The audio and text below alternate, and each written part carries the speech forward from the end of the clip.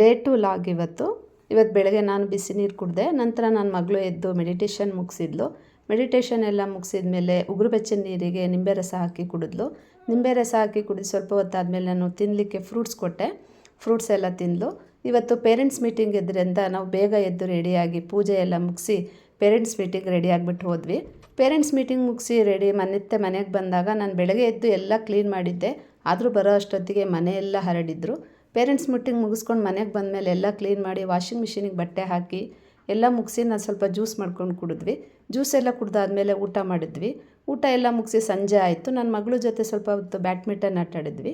Badminton ಆಟಾಡಿದ್ಮೇಲೆ ಅವ್ರಿಗೆ walk ಮಾಡ್ಕೊಂಡು ಬಂದೆ. ವಾಕ್ ಮಾಡ್ಕೊಂಡು ಮನೆಗೆ ಬಂದಮೇಲೆ ನನ್ನ ಮಗಳು ಸ್ನ್ಯಾಕ್ಸ್ ಕೇಳಿದ್ಲು.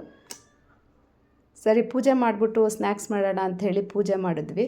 ಪೂಜೆ ಇವತ್ತು ಶನಿವಾರ ಆದ್ದರಿಂದ ಹನುಮಾನ್ ಚಾಲೀಸ್ ಓದಿದ್ವಿ. ಹನುಮಾನ್ ಚಾಲೀಸ್ ಎಲ್ಲ ಓದಿ ಪೂಜೆ ಎಲ್ಲ ಮುಗಿಸಿದ ಮೇಲೆ ಸ್ನ್ಯಾಕ್ಸ್ಗೆ ಅಂತ ಬ್ರೆಡ್ ರೋಸ್ಟ್ ಮಾಡಿಕೊಟ್ಟೆ. ಬ್ರೆಡ್ ರೋಸ್ಟ್ ತಿಂದರು. Thank you. ನೆಕ್ಸ್ಟ್ ವೀಡಿಯೋದಲ್ಲಿ ಸಿಗೋಣ.